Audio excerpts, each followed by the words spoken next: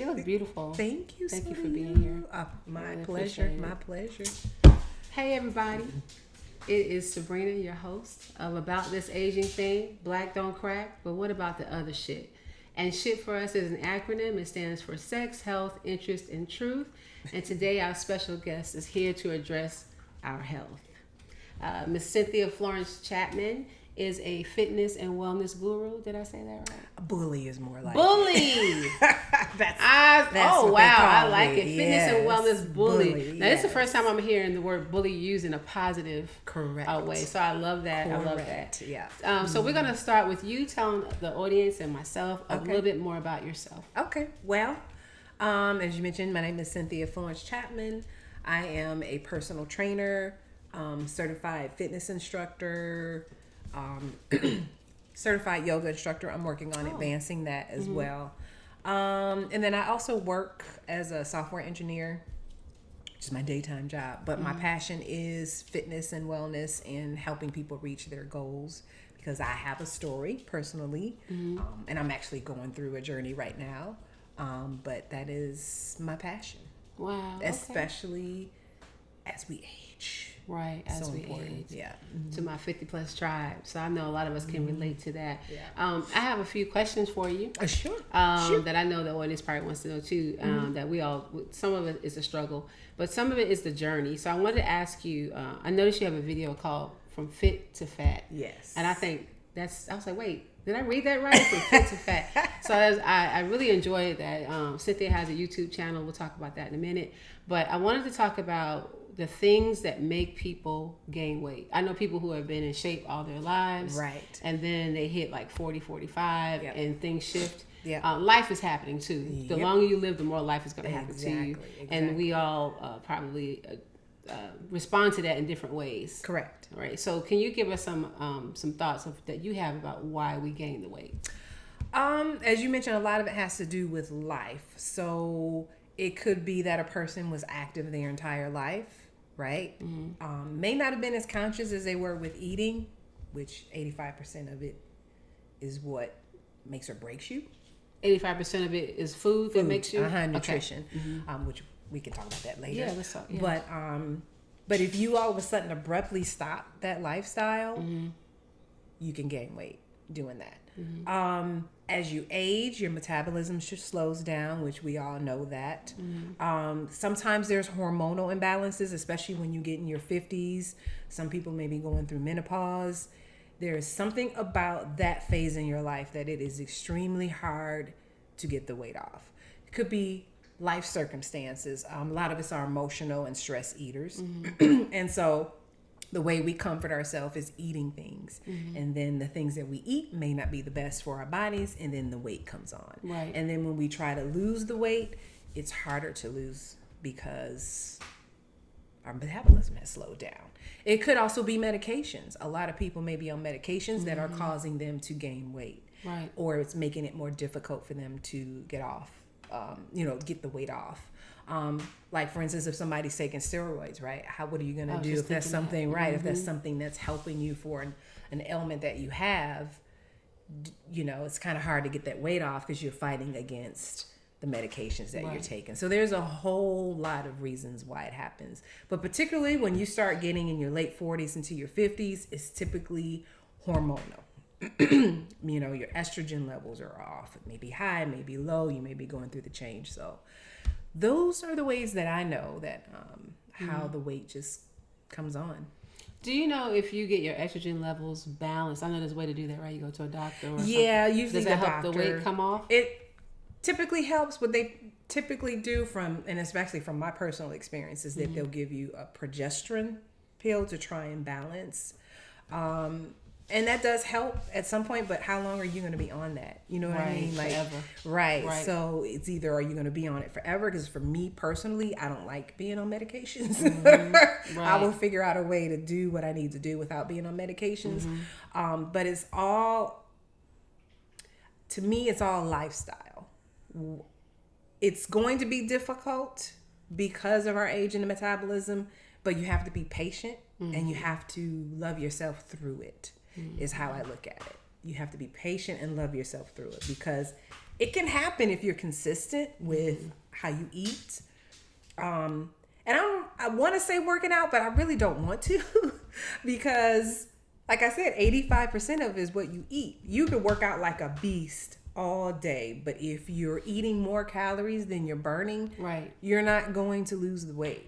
So it's consistency and loving yourself through the process, because it is a process. Yeah, definitely a process. And when you say loving yourself through the process, it makes me think about appreciating where I am right now. Correct. Instead of worrying about what I want to look like in July or what I want to look like for the family reunion. Correct. It's more about loving myself right now, this moment, and then because that's everything. Yeah. Like things don't usually change until you appreciate where you are and everything. How do you feel about, and I don't want to put you on the spot. Oh, that's okay. Hey. Sharing any part of your journey that you want to share that you think people out there can learn from. Okay, so I guess I'll start with how I got into fitness. So I was always active when I was younger. I was blessed to have parents that kept us busy because they wanted to make sure we didn't get in trouble, right? Either you were doing basketball, you were cheerleading, you were taking some kind of like piano lessons. One of my sisters did gymnastics. So I was always active.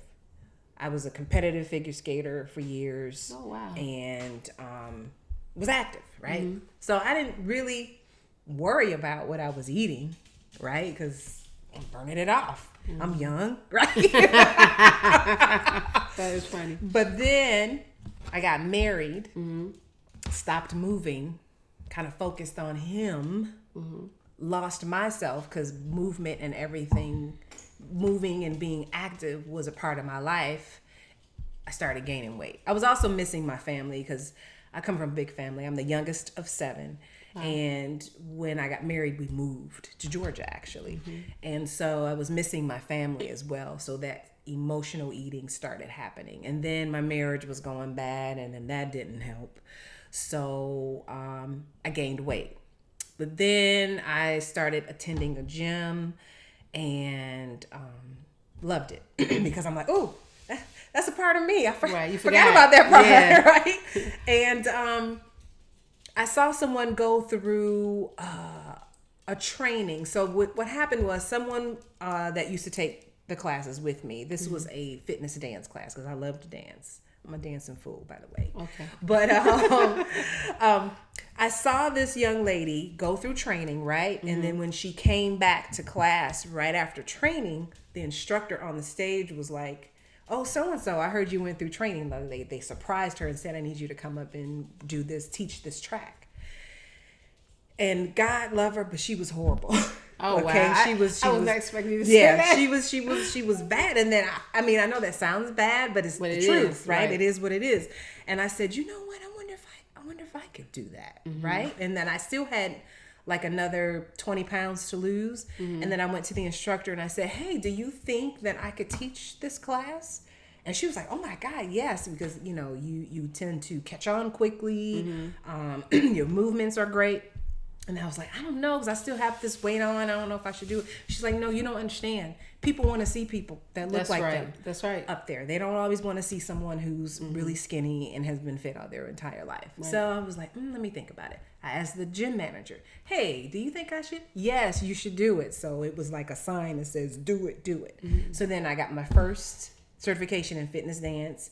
And then I became a fool. So I got certified. And this one, that one, right. All these classes. So I ended up teaching at the gym for 5 years. In the midst of those 5 years, became a personal trainer. So I was training people at the gym.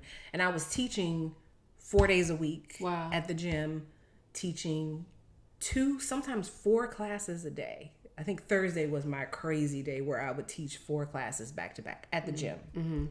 And so that's when I started really wanting to help people because it was a passion for me. And people saw my journey, right? They saw me, they were in classes with me. Now they see me teaching and they saw the weight come off and the transformation for me. So that's how I think I answered your question. Yeah, you did. That's how it's your journey. Yeah. So now let's fast forward till today. I'm 55. Proud of it. Right. 55 plus try. Hey. So, but when I left the gym because I decided to open my own studio. I got a lot of signs from God and people in the universe, open your own studio, which I did. I had that open for 7 years, praise God. And everything was great. I ran a couple of marathons. I thought I was there. I thought I had a handle on emotional eating and stress eating until things started happening in my life, like a bad breakup. I had my fitness studio flooded, which was horrible. Wow. So, I was like, what am I going to do? And still working full time, right? So I'm working full time. My studio's opens in the evening and the weekends, and just the stress of all of that. And then my sister passed away from breast cancer, which really, I think that was really the turning point. Because although I was gaining weight before that and still teaching and things of that nature, I would get things back under control. But that death of my sister from breast cancer took me all the way the hell out. Like, it took me out. And because we were very close. People used to think that we were twins, even though we were 6 years apart. So it took me out. And I just lost it, man. I was just soothing myself. And she noticed it and said, don't let my situation take you off your game, because I noticed that you're losing your weight, you're gaining weight. And she knew this because she did the same thing when I had another sister who passed away. And she did the same thing. I've actually lost 4 sisters. But, Wow. Yeah. So she saw that. And so for a while, I would beat myself up because I felt like I let her down, because she recognized that and talked to me about it. But then I had to realize that's how I had to cope, honey. I love you, but I got to cope with this the best way that I can. And then I started getting back on track, and then 2020 hit, and I was just like, what the hell is going on? Yeah, I think we all were It's like, the what the end hell? of the world. And was ordering, and I'm vegan, by the way, but there's vegan junk food, right?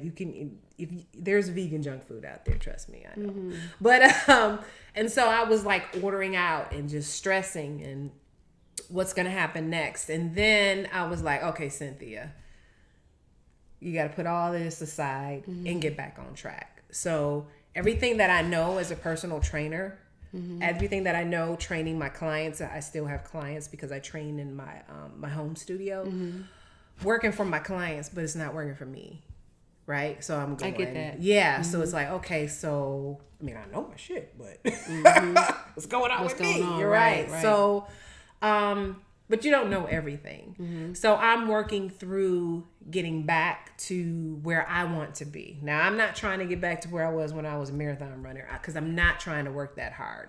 But the key is to try and find a good balance of how much exercise do you feel comfortable doing for the rest of your life, basically, and what type of nutritional lifestyle can you live with to do for the rest of your life, and try to find the balance to where you can maintain it, because that's always the hard part. Once you get to your goal, and I don't even like saying a weight goal, it's more of your body composition, right?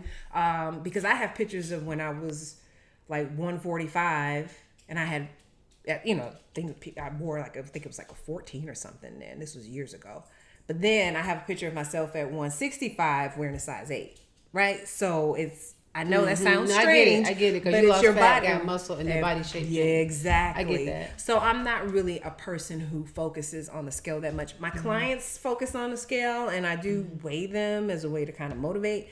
But if I know somebody's getting on there 5 times a day, I'll be like, give me a scale. Yeah. Bring it here, okay? So yeah, I guess I say all that to say is I'm on my journey right now. And I'm not really discouraged because I know it will happen. It's just finding the right combination of the working out and my eating. And what I mean by that is, and I don't want to get too, I don't want to say technical, but typically if you find out what your maintenance calories are, I get that. Where you don't Right. gain weight. Right. You just kind of steady. maintain. There's calculators out there. You can Google schmoogle if you want to. Right. There's calculators out there that will help you figure that out. Theoretically, if you want to lose, let's say, a pound a week, if you reduce that by 500 calories per day, you should be losing a pound a week. If you add on burning 500 calories working out, this is theoretically, you should burn to get a drop 2 pounds per week. Gotcha. But if you have some other things going on, like I said, hormonal issues, insulin resistance, metabolic syndrome, all of those things may not help.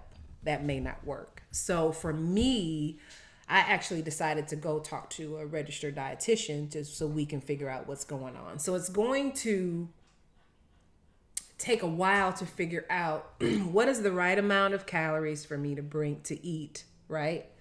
And macros, your protein, your carbohydrates, and your fats with the amount of exercise that I do.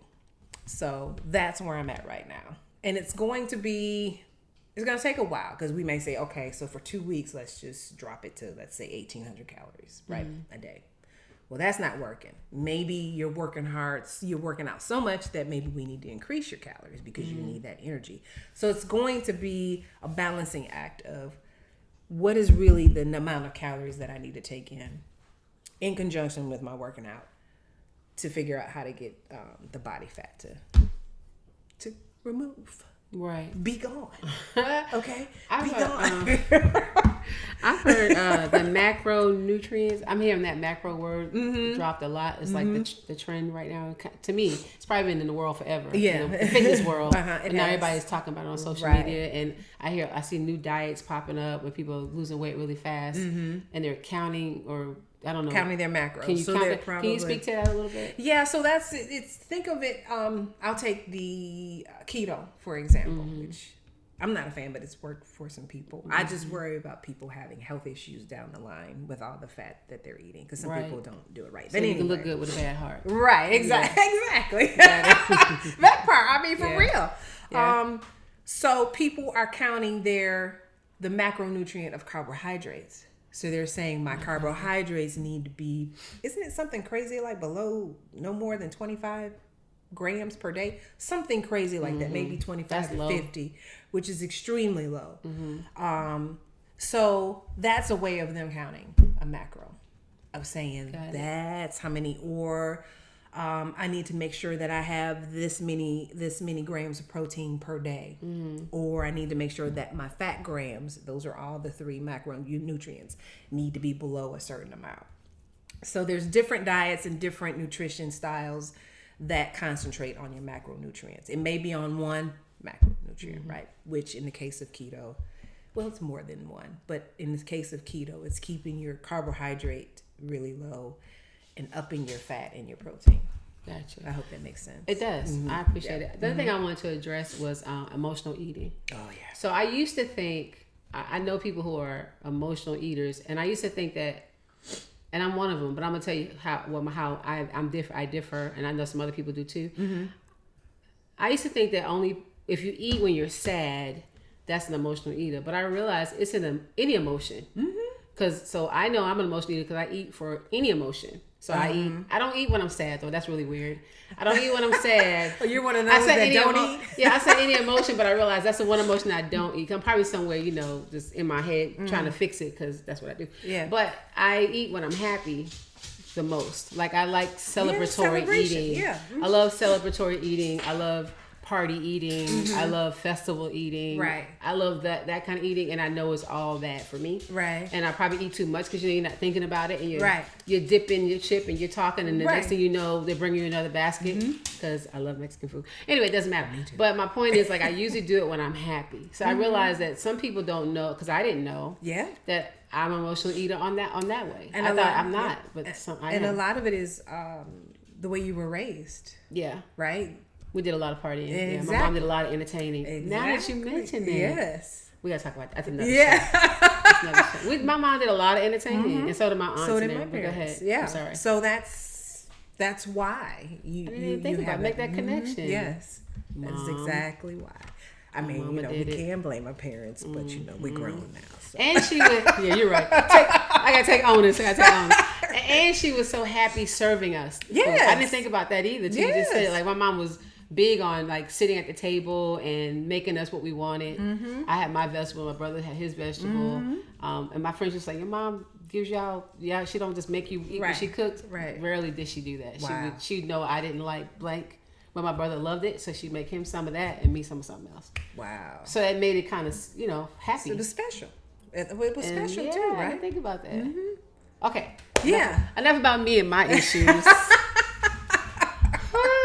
Let's go to your studio. You said that you had a studio. Yes. And I want to talk about how loss, and some people don't understand loss. Like it doesn't have to necessarily be death. It could be a loss of a relationship, a loss of a business. Yeah. How that can trigger. Yeah, eating. And I'm glad you brought that up because I missed that part of my story because there was a lot going on. But so when I closed I had to make the hard decision to close my studio. It was, number one, I was always afraid that I was going to have another flood, especially when it got below 25 degrees because that's what happened. The pipes froze. Where was this at? This was in Marietta. Oh, okay. And so I always had that in the back of my mind. So whenever we would have a freeze, I would hop my happy ass in my car over the weekend, right? To make sure that when I open up on Monday, I won't see a mess. That, and then just issues with the landlord trying to go up on rent and stuff like that. And I was like, you know what? This is probably a sign from God that I need to, in the universe, that I need to close the studio. And I know it was a blessing because I closed it in 2019. 2020 happened. Wow. Now, what would have happened if I was still open? Yeah. Right? During 2020. Yeah. And it was a way for me to start focusing on myself again. Because quite frankly, I gave my everything to my studio. Right? Work full time. Cool. But when it came to that studio, I'm one of those people that I'm always going to be open on time. I'm going to start classes and end classes on time. And then after classes, I would train people. So I would be there until like maybe 9:30 at night and come home. So that studio was my life. So to make that hard decision to close was mourning. I was mourning that. I really had to mourn that because it was a family. I mean, it really was. Right.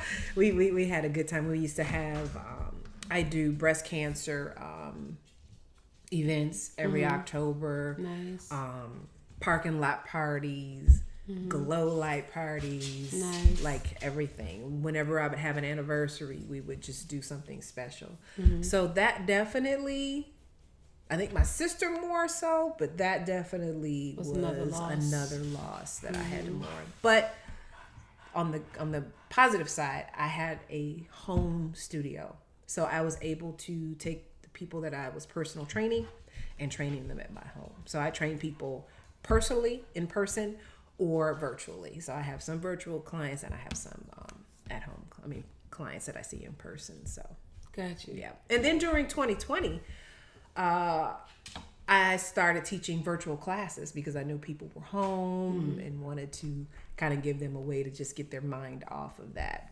But I had to stop doing that when people started going back to work and stuff. So right. I do get a lot of requests from members who will reach out to me through Facebook or Instagram and be like, so are you going to open up again? Right. That's nice. Because it was when I tell you it was a family, right? I saw friendships who are still people who are still friends today that they foster that friendship at my place. I'm crying because it's a beautiful thing. It is a beautiful thing. So, yeah. So that's a testimony to you, though. Thank you. You brought that. I appreciate that. Yeah. And you left a legacy. Like you gave people something that they may have never had if they didn't come to your studio. Yeah. I really, I have another question. Well, first of all, let me say this. We always talk about what we're drinking. Cynthia got me all into what she's talking about. I'm trying to listen, get the tips. Look, this some good today old we are drinking, no, I'm just kidding. I'm with the fitness and wellness guru, so we're drinking water. But it's spring water. Yes. So cheers to you. All right, sis. Cheers to you. Yes. All right. How do you get started if you're just having a hard time getting off the couch. Now, let me tell you about, I'm going to just share a little bit about me. Okay. I hate working out. I hated working out. This last round of me working out has been really good for me. Okay. Now, I love the way working out makes me feel. And I love lifting weights. Now, I do that all day. Yes. I love lifting weights. Yeah. But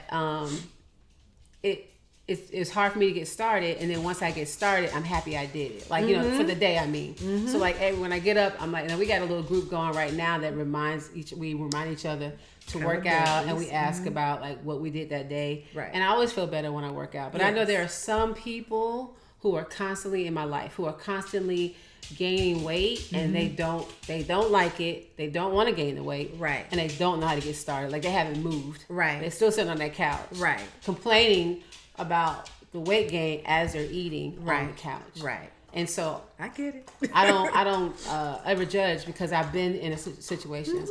And I think if I didn't channel my sadness for all the losses I've incurred, like I had to close an art studio, like you closed your, I mean, we have a lot in common. Yeah. And losses of my sibling, my mother, all that. Yeah, so we're we got If I didn't channel that in a different way, I would probably be 3 times my size if I ate through it. Right. 'Cause remember, I said I don't eat when I'm sad. I eat when I'm Yes. everything else. Yeah. So I say that this. What do you say to people who get? I've seen one other thing before you answer the question. I saw something on Instagram. There's a really a large lady. She might have been about 500 pounds, and I love that she was with a trainer.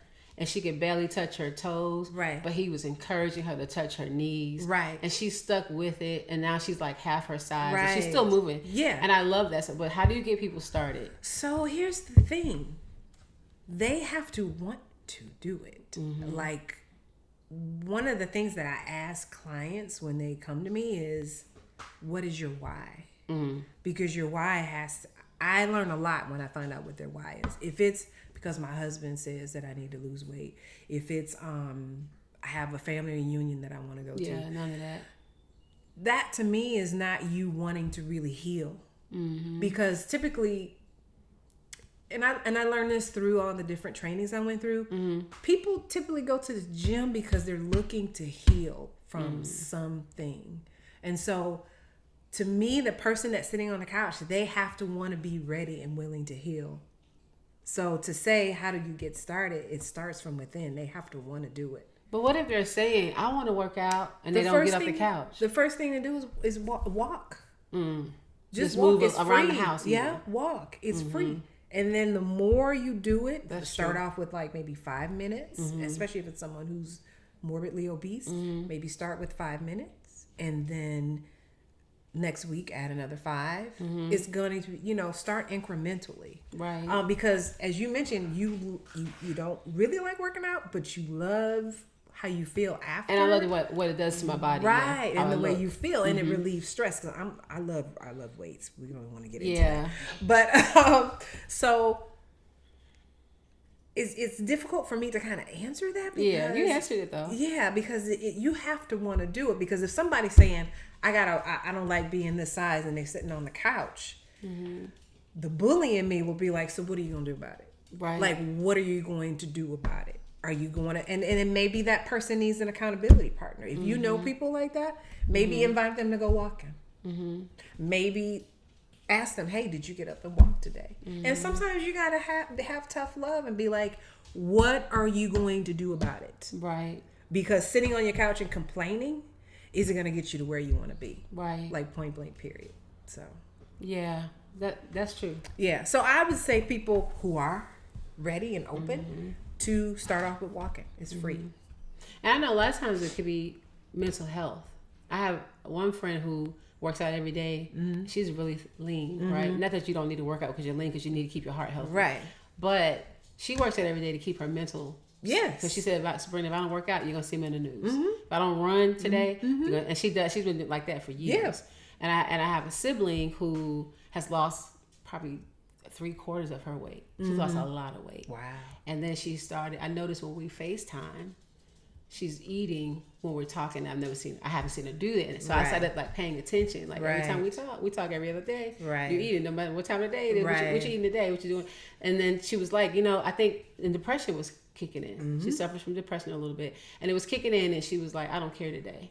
But if you got too many of those I don't care days, That part. yeah, that part. then it's So we talk about that. Yeah, and so at that point, I feel like then you need to talk to somebody. Right. And a lot of people say I can't afford counseling, but there's so many free services out there. So to your point, there are some times where you need to add that counseling component to figure out how to fight the depression so that you don't go to food.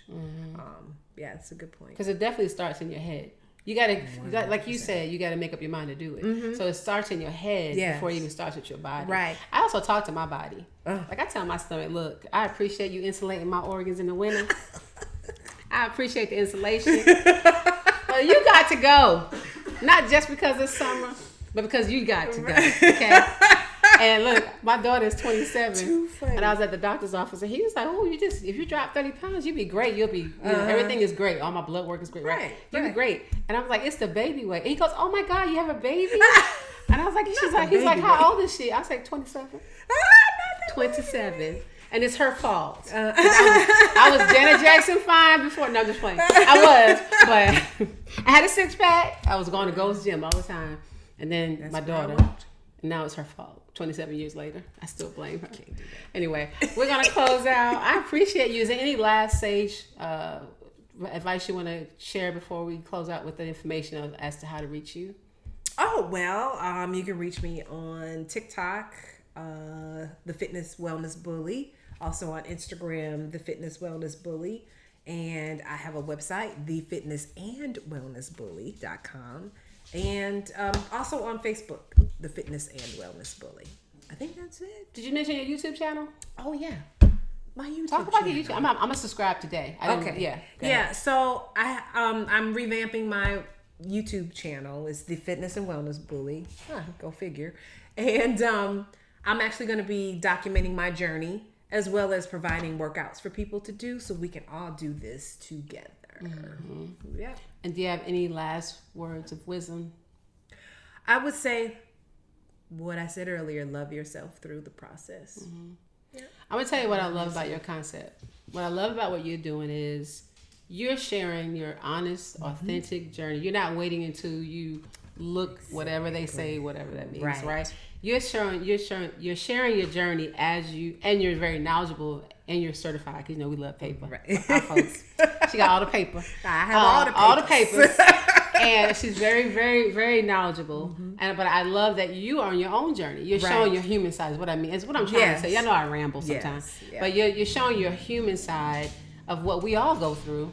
But you happen to be a professional at the same time. So we can look at you, right, and move with you, correct, knowing that you're gonna guide us in the right direction, correct. And that YouTube channel, one more time, The Fitness and Wellness Bully. I got it right. I didn't say guru.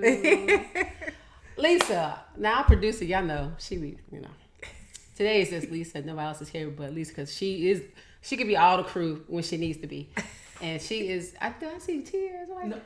Is you crying, girl? Oh, so don't tell nobody. Look. No, we don't see anything, do we? Listen, y'all know we love our producer. Well, she's been on the show. If y'all watched her show, she was the second guest, I think, third guest. But it's on there. Her and on the YouTube channel, her face is. So you can see Lisa. But I like to. Sometimes Lisa is really like listening to the show, and I can only imagine that the way you are is the way our viewers are probably receiving it as well. Oh, they have to be. Yeah. Every person that's here says something that is like, oh my God. Yeah. That's it. That's the thing that needed to make the difference. Because you think you understand the topics that we're going to go and talk about. Yeah. And I feel like, well, I could talk about it all day long. And then say one thing. And the loving yourself through it is the key. 100%. It is the key. And I just kind of want to piggyback on the fact that it was a family. And wherever you are in your journey, you need a journey mate. You need someone to walk the walk with you that understands what it's like, that can be there to push you and to pull you. You need to find your tribe. And that would be Miss Cynthia Florence Chapman. Is it free? Everything? Are there any fees? Like you said, you do virtual classes. That's not free. No, you don't talk about the prices, but you training. Do charge. Yeah, the personal training is of course is that's not free. I didn't expect that to be free. I meant like. But I meant like to see your journey. There's no free. It's on okay. YouTube. Okay, good. You know how some people have a little click this Yeah, and pay that. no. All right, These so are gonna be out. Thank you. I'm sorry. Thank Did I you. interrupt No, we're good. Okay. We are good. Thank you. You're a fabulous host. Thank you. I mean, host. I'm the host, y'all. Yeah, you're the host. You're a fabulous guest. Y'all know we don't edit, so you get to see all the craziness. One day we're gonna do a compilation of all the bloopers. Oh, that ought to be fun. That there have been in the beginning that we, probably did edit out, but because it was just too much for y'all to hear. But we're gonna let y'all hear it one day. But yeah, we keep it organic.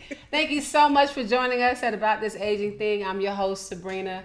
Black don't crack, but what about the other shit? Shit is an acronym for us, stands for sex, health, interest, and truth. And don't forget, don't count the years in your life, count the life in your years. 100. Love y'all.